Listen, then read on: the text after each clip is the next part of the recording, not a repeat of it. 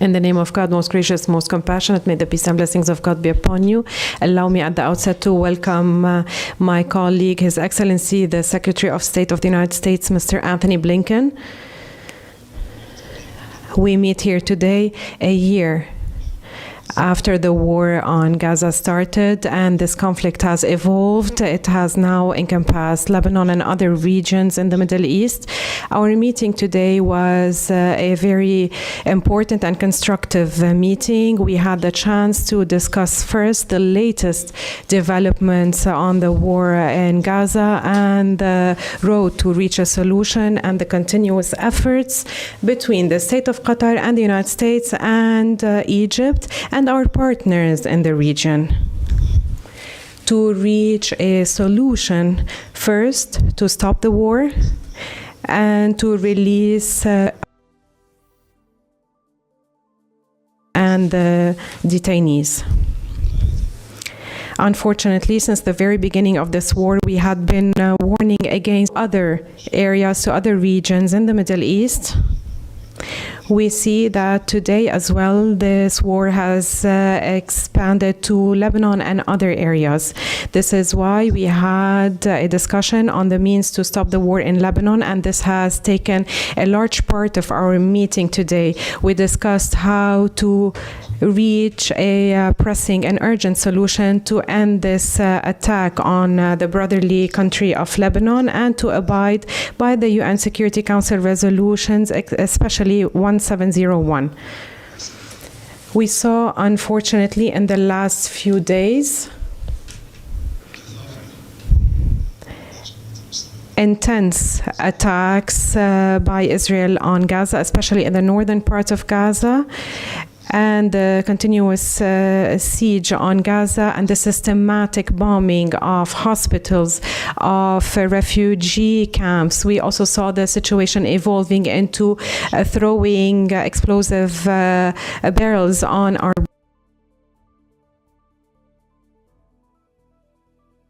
Gaza. We see that this painful period that we're going through in this region has to a spirit of responsibility vis-a-vis the innocent and the civilians in the region. We also had the opportunity to discuss the importance of finding a sustainable solution to the Palestinian cause, the so-called next day in Gaza, and to get to peace in the region in general. Our discussions today about this were constructive, and we had a number of proposals. We discussed many of those proposals. How can we get to a stable and sustainable situation in Gaza, but also in the West Bank, to get to a sustainable solution for the Palestinian cause, and to keep the two-state solution as the key reference to this whole process. I would like to thank Your Excellency for visiting Doha. Your visit today came at a very timely opportunity, and it is part of your visit in the region, and we are confident that through this partnership, with our commitment and your commitment to this partnership with Qatar, with the region, we can reach peace in the region. Thank you, Your Excellency, for being with us today, and we wish you all the best in your continuous efforts. Prime Minister, my friend, thank you. Thank you for the very good meetings today. I want to also express my appreciation to the Emir, and more generally, my appreciation, our appreciation to Qatar for the essential role that it plays as our partner in trying to bring peace, trying to bring stability, trying to bring progress to this region. Qatar's played an indispensable role in the work to bring the hostages home, to end the war, and to chart a better future for people in Gaza. And I have to say as well, the Prime Minister personally has spared no effort to work to bring the hostages home in his role as a mediator. And we had an opportunity today to talk about the way forward on the effort to bring the hostages home and to get a ceasefire. Partly this involves an assessment of exactly where Hamas stands in the wake of the death. We talked about options to capitalize on this moment and next steps to move the process forward. And I anticipate that our negotiators will be getting together in the coming days.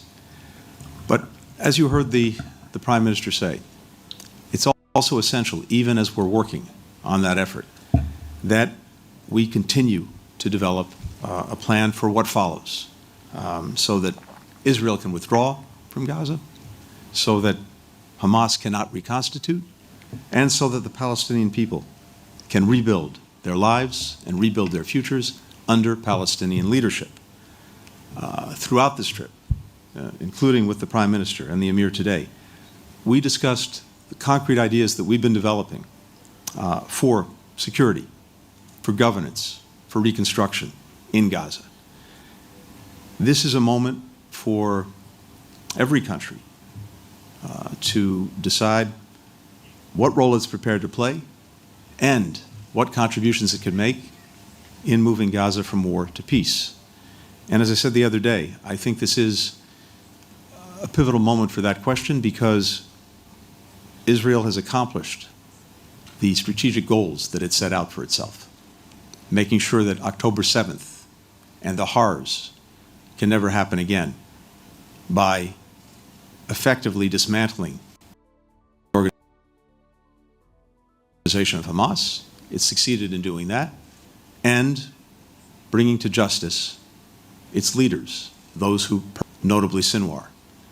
And now that that's been accomplished, this is a moment to work to end this war, to make sure all the hostages are home, and to build a better future for people in Gaza. And as I said, it's necessary in order to do that to make sure that we have the appropriate plans in place. And we did have a productive discussion on that.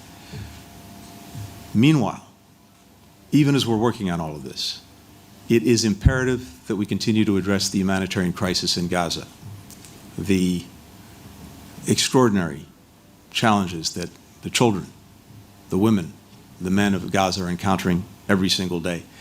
And that's all the more urgent with winter approaching, and we're deeply conscious of that.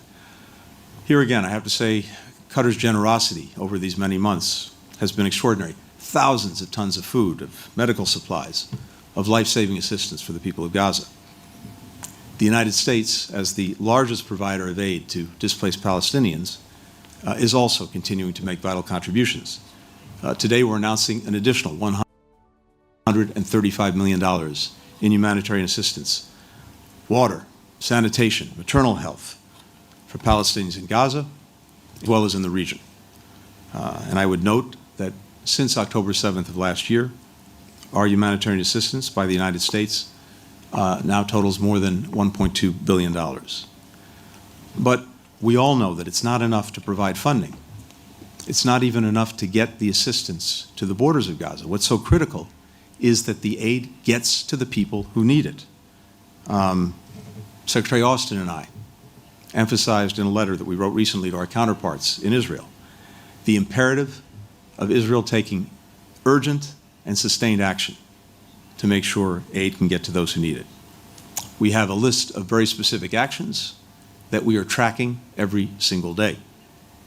Now, there's been progress since we sent that letter, some positive steps, including the opening of the Erez passage, the decision to restart the Khan Yunis desalination plant that will give more than 1 million Gazans access to clean water, some other steps that have been taken, but this is not yet enough. And we will continue to press for and take the necessary measures to ensure that we get greater progress and that we get greater results in making sure aid gets to those who need it.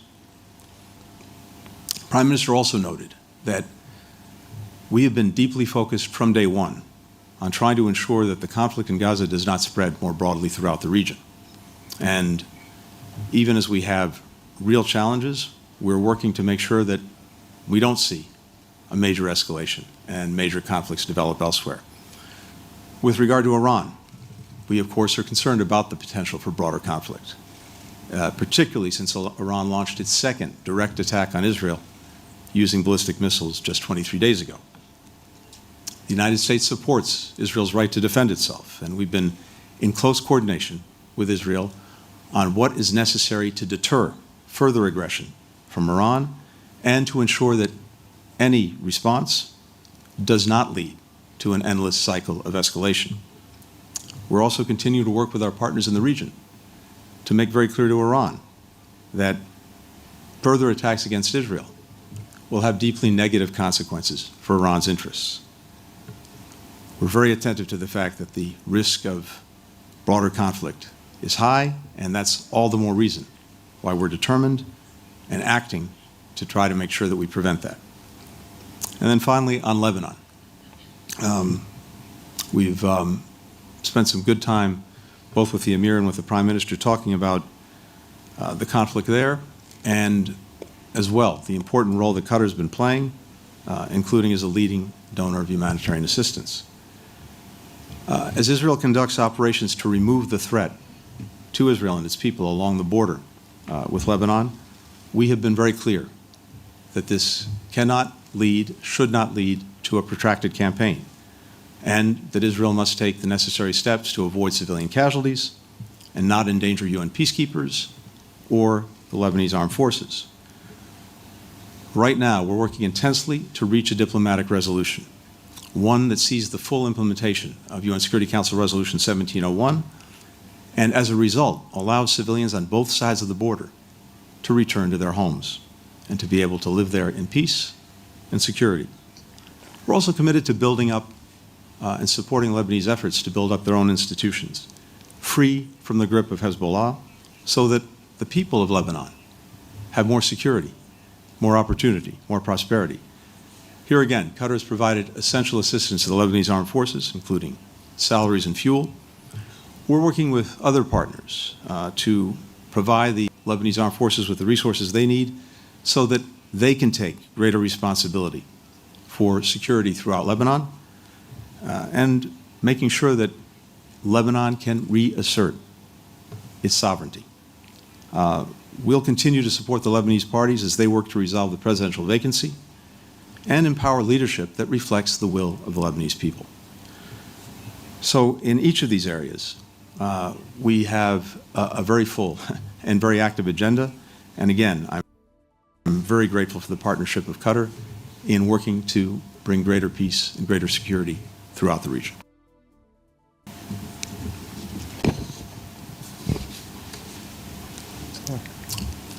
We're happy to take some questions. السؤال الأول من صهيب العصا قناة الجزيرة. The first question from Al Jazeera, Mr. Suhaib Al-Asa.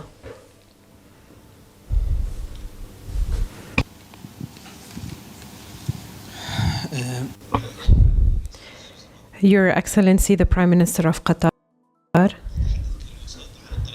you're speaking when talking about mediation about the two sides, the two parties of the conflict. But is there pressure put on these two parties, especially that the last success was in November, and today you speak about a fruitful meeting regarding the war in Gaza. Are there any indicators that this is going to reflect on the ground and that the war will end soon with the pressure by the mediators on both parties? And a question to His Excellency, the Secretary of State, Blinken. You were saying that this meeting was also fruitful. You spoke about the post-Sinwar period as a leader of Hamas, but Hamas says that this is a strategic issue for it and it's not related to specific people. So what is the U.S. approach to end the war, while taking into account that Israel did not give any indicators so far to end the war and continues to attack Gaza? 200,000 people are being starved, forcefully displaced and collectively killed. Thank you. Thank you for your question. Regarding the efforts to end the war, the efforts continue. The efforts continue since the 8th of October. First, to prevent the war from starting initially, and then to prevent it from expanding, and then to contain it. And as I've mentioned, the efforts in November, as you've mentioned, the efforts in November have led to releasing some hostages, some prisoners, and a temporary ceasefire. Unfortunately, since then, we have been trying as much as we can to get to an agreement to end the war. Unfortunately, the negotiations have gone through different phases. And those phases included big challenges. And every time we got closer to a solution, unfortunately, there were many steps back. Now, regarding my meeting with His Excellency Secretary Blinken and saying that it was fruitful, of course it would be. His visit to the region is important, and we have been informed of the results of the talks that he had in Israel and what is the direction being taken right now, and talking mostly and most importantly about the Palestinian issue. This is the focus, or this has been the focus of our meeting. Now, regarding negotiations, there is a negotiating delegation from the United States that will be visiting Doha to meet the negotiators from Israel. And we will discuss the means the means for a breakthrough in these negotiations. Now, regarding opportunities, the opportunities abound if both parties have the will to end the war. And as we had mentioned earlier, more than once, the mediators play a very limited role. Should there be any of the parties that refuse to be constructively a part and positively part of these negotiations. And we hope that this has changed now, this behavior has changed. The pressure from our side will continue on both parties to reach an end to the war. This is a priority of ours. And I think His Excellency, the Secretary of State, in his statement just mentioned that the United States has the same priority, and we look forward to positive results. Thank you. Yes, thank you for the question. Look, we're intensely focused on bringing the hostages home, ending the war, alleviating the suffering of Palestinian children, women, and men in Gaza. And we've been working closely together to try to do that for many months. Now, we have seen the quickest way to get there as being through a ceasefire and hostage deal. Again, what we've been working on. The reason I believe there's opportunity now is because the biggest obstacle to concluding that agreement was Sinwar. And the fact that he is no longer with us perhaps creates an opening for actually moving forward and concluding an agreement. In our judgment, one of the things that Sinwar was looking at and hoping for was the potential for wider conflict. If he could create a multi-front war with Hezbollah attacking Israel, potentially with Iran attacking Israel, then he could just sit back and wait and not make any decisions on a ceasefire and on getting hostages home. Well, he has now been removed from the equation, and of course, we're working intensely to make sure that this conflict doesn't spread. And all of this, perhaps, will focus Hamas on the imperative, including a deal. If it cares about the people of Gaza, then it will engage, and it will conclude some kind of agreement. And that can be the critical first step to getting a sustained agreement, something that brings enduring peace and security. Now, the other part of this, as I said just a moment ago, is the importance, and I think even the urgency, of making sure that we have a plan for what follows. A plan that allows Israel to leave, that makes sure that Hamas can't reconstitute, and that supports the Palestinian people in the governance, the security, the rebuilding of Gaza. And we had very productive discussions on that question today as well. السؤال الثاني من تريتمن BBC. The next question is from BBC. Mr. Secretary, you said just a moment ago you anticipate negotiators will be getting together in the coming days. Could you just give us a bit more detail, perhaps about when and who and how significant that is?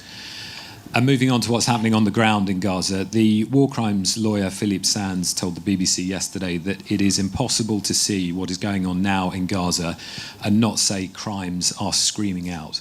We know that Linda Thomas-Greenfield told the Security Council the US is watching to ensure a, quote, policy of starvation is not being carried out by Israel.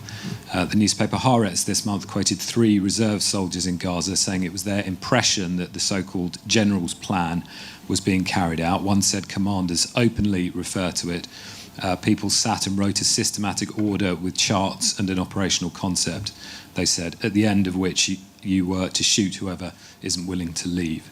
Now, we know the Israeli leadership denies this is happening because you asked them on Tuesday, but the former deputy head of Israel's National Security Council, Eran Etzion, has described northern Gaza as a very dangerous erosion of norms, saying that war crimes may be taking place, and if a soldier is expected to commit these, they must refuse.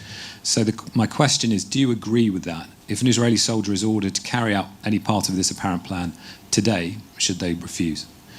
And Mr. Prime Minister, do you agree with the Americans' assessment that Yahya Sinwar was the chief obstacle to a ceasefire deal? And following that, I mean, who are you talking to in Hamas at the moment? Are you getting any engagement? Are they prepared to come back to the table? Thank you. Great. Thank you, Tom. First, on negotiations, on negotiators, on the when, where, the who, can I provide more information? The answer is no. But that will unfold in the coming days. All I can tell you is what I said earlier, and what the Prime Minister noted is that we do anticipate that the negotiators will be getting together in the coming days. And again, what we really have to determine is whether Hamas is prepared to engage. And I believe that we'll be able to do that starting in the coming days. With regard to the so-called general's plan in the north, let me just say again, first, the United States fully and fundamentally rejects it. Second, as I told you the other day, the government of Israel says that it is not the policy of Israel, and also rejects the plan. We reject any effort to create a siege, to starve people, to hive off northern Gaza from the rest of Gaza. We've been very clear about that. We'll remain very clear about that. But again, from the words of the Prime Minister directly to me, that is not Israel's policy. Second, we're intensely focused on the situation for people in Gaza, and particularly making sure that they get the assistance they need, but also making sure that the norms of international humanitarian law are upheld. And indeed, the letter that Secretary Austin and I wrote recently to our counterparts is based on that fundamental premise. And everything that we're doing and everything that we're focused on involves making sure, to the best of our ability, that those norms are upheld and that we're maximizing the ability both to protect people and to make sure that they're getting the help that they need. And as I said a few moments ago, this is a matter of great urgency and intense focus for us right now and in the days ahead.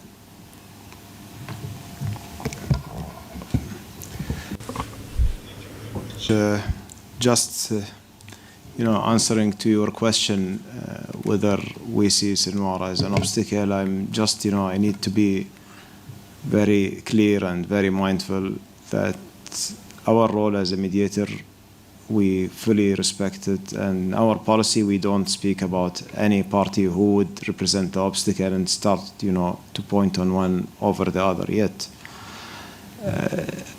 We have, throughout the process that we've been through in mediation in different fronts, we have never seen something like this being in the media more in the negotiation room. So you can go throughout the process and you can see on each stage where it's stopped, and it will be very clear who's stopping at each stage of that. So I just wanted to make sure that there is nothing from Qatar will say on one party or another.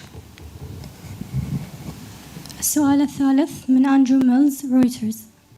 We have the third question from Reuters. And thank you for the opportunity to ask questions today.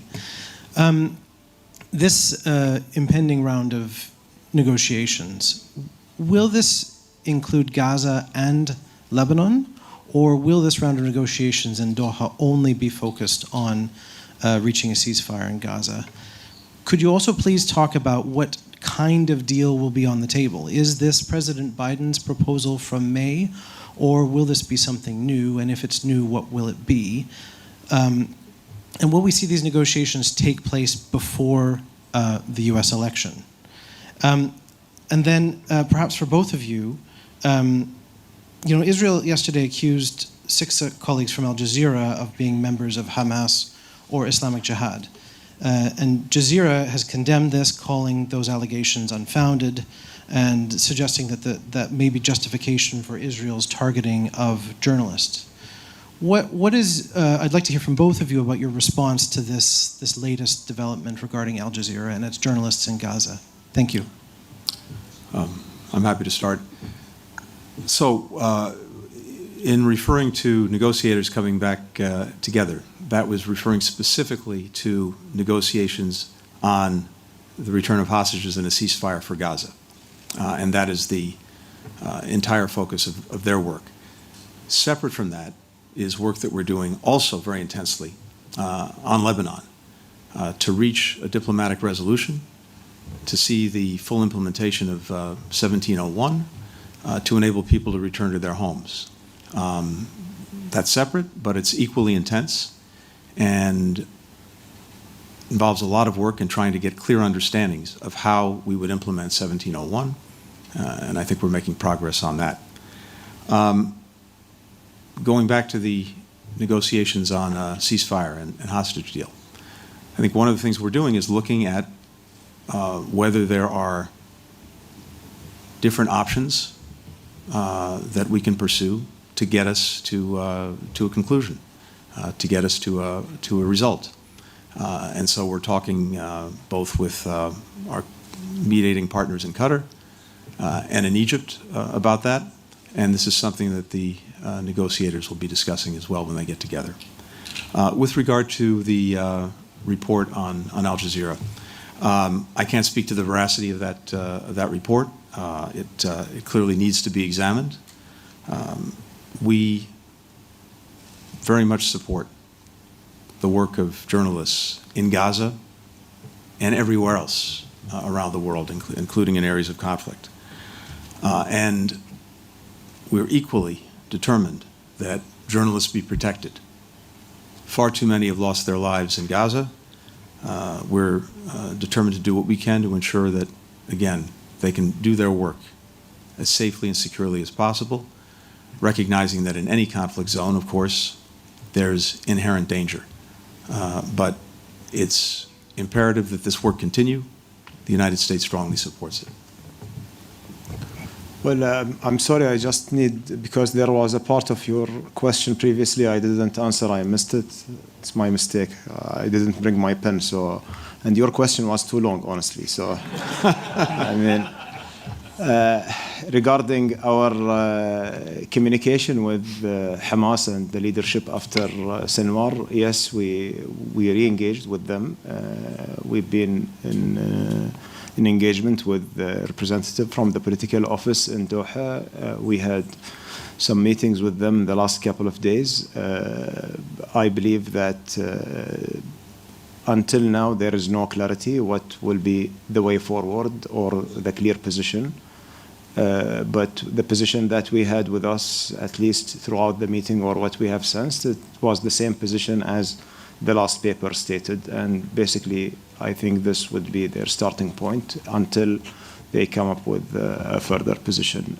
Regarding your question, Al Jazeera journalist, first of all, Al Jazeera is an independent media institution that run out of Doha, and we are very proud of it as an institution that has it's gained the respect around the world. Its coverage for different conflict zones been commended, and I think this is not only covering the conflicts in the Middle East, even we see their coverage, whether it's on the war in Ukraine or other areas in the world, and we have never seen the journalists being treated the way that's been treated in Gaza, unfortunately. Second, that we expect that Al Jazeera, they are running at the highest international standards, and they are going to, if there are any premises to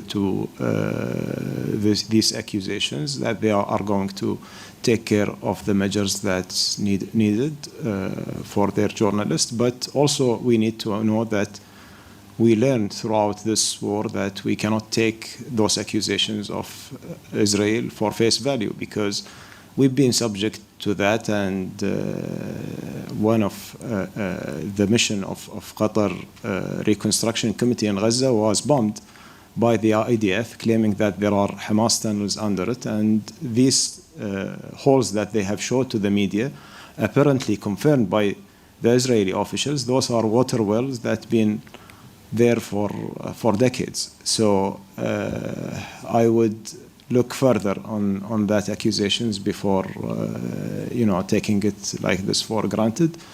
And finally, I just echo what the Secretary has mentioned about the protection of the press in different conflict zones. It's mandatory in the international law, and I think that there is no any justification for targeting the press, nor the civilians, of course, but the press, especially in the war zones. Whatever the justification is, I think it's not acceptable.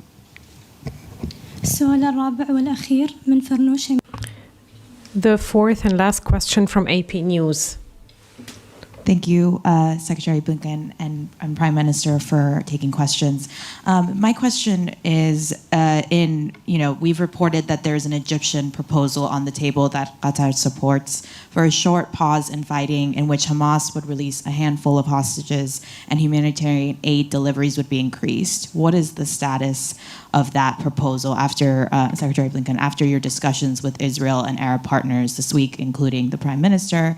And then secondly, I wanted to ask this question to both the Prime Minister and the Secretary. How confident are you in Israel's assurances that any retaliation strike against Iran will not lead to further escalation in the region at this moment?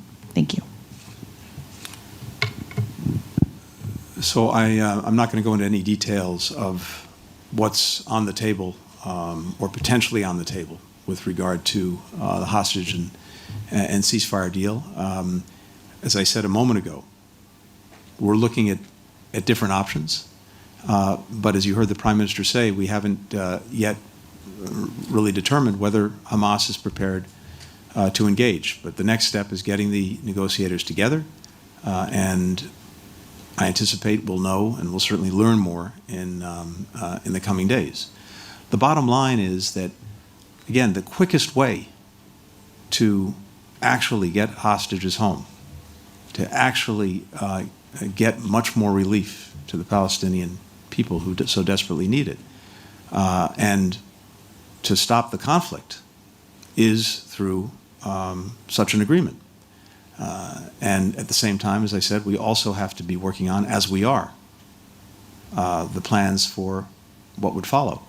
But we'll know more, I think, in the coming days. But again, the fundamental question is Hamas serious? My hope is that, again, in our judgment, Mr. Sinwar was the biggest obstacle to actually concluding an agreement. My hope is that now their minds will be concentrated and we can get there and make progress. As I said also a moment ago, we strongly support Israel's right to defend itself. We've seen 2 unprecedented attacks, direct attacks by Iran on Israel, with hundreds of missiles, including ballistic missiles, drones, other munitions. And thanks to the work we and a number of other countries did, Israel was able to defend itself, but these were extraordinarily dangerous, particularly with the potential for leading to a major escalation, and of course, in the first instance, a loss of life. So we've been working with Israel to look at what can be done to effectively deter any further Iranian attacks. And that's vitally important to making sure that we have peace and stability in the region. But equally, we want to make sure that any response is done in a way that does not contribute to or spark an endless cycle of escalation. That's not in anyone's interest. So that's what we're working on. And again, I hope Iran is getting the message very clearly from, not just from us, but from other countries, directly or indirectly, that any further attacks it engages on toward Israel really risk fundamentally its interests. And what we need to see is a de-escalation of this, and that in turn, I think, can also contribute to all of the efforts we're making in other parts of the region, including with regard to Lebanon, and including, of course, with regard to Gaza. So we're focused on this very intently, and let me leave it at that. Just, if you allow me to comment on the first part of your question, just to make sure that things are clear. We are closely coordinated with Egypt on any kind of initiatives that will emerge on the table.